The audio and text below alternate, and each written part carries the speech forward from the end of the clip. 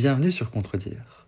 Et pour rester informé, n'hésitez pas à liker, à partager, à vous abonner et à mettre la cloche.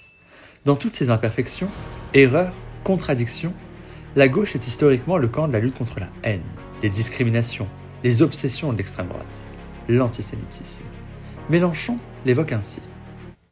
La France doit nécessairement être la nouvelle France, c'est-à-dire celle où on tourne la page du machisme qui faisait que les hommes avaient des pouvoirs que les femmes n'avaient pas dans les années 50. Celle de l'islamophobie et de la haine de quelque religion que ce soit. Et ainsi de suite. Tourner la page de l'antisémitisme, tourner la page de la négrophobie, de tout ce qui accable ce peuple. En France, au cœur des années 1890, le militaire Dreyfus est accusé à tort de trahison. C'est un complot antisémite. Il y a une division entre Dreyfusards et anti-Dreyfusards.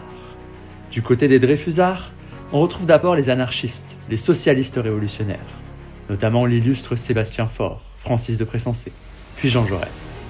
Du côté des antisémites, on voit toute l'extrême droite française et une part de la droite. Maurice Barrès en fait partie, auquel le député LR Jean-Louis Thiéraut rend hommage dans le Figaro. Maurras est la grande figure anti-Dreyfusard, fondateur de l'Action française. Plus tard, Maurras est au fondement de la construction idéologique du FNRN, de tous ses fondateurs, tels l'antisémite condamné Jean-Marie Le Pen, Jeanneret. Thaïs Descuffon est l'ancienne porte-parole de ce groupe, encore très proche du FNRN. Le secrétaire de Jean Moulin, Daniel Cordier, dira peu avant sa mort que Marine Le Pen est la France de la réaction, de Maurras. Dreyfus s'exprime sur cet élan de soutien en 1912. L'histoire de l'humanité, une étape grandiose vers une ère de progrès immense où les idées de liberté, de justice et de solidarité sociale. Une affaire Dreyfus dans l'Empire de Russie en 1911.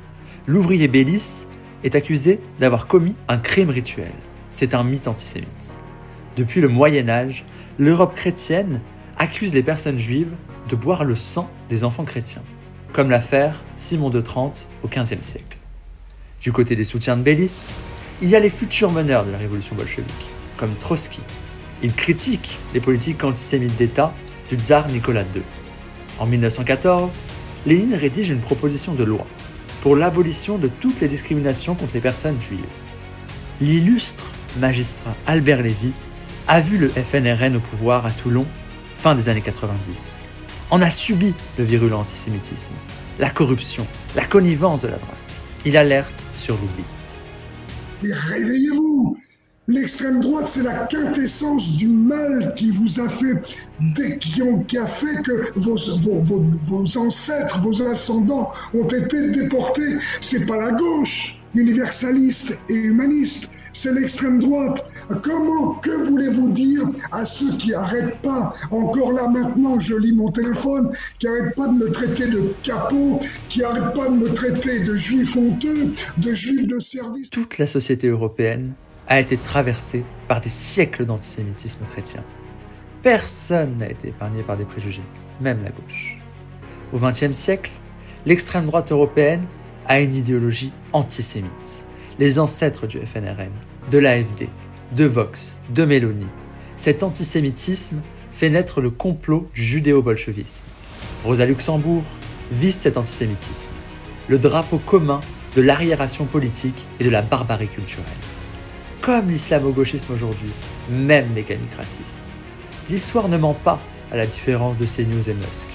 De la France à l'Empire de Russie, au début du XXe siècle, ce sont des figures historiques de la gauche qui s'opposent à l'antisémitisme. Face à une haine semblant impossible à arrêter, souvenons-nous de ces mots de Jean Jaurès. Que le courage, dit Jaurès,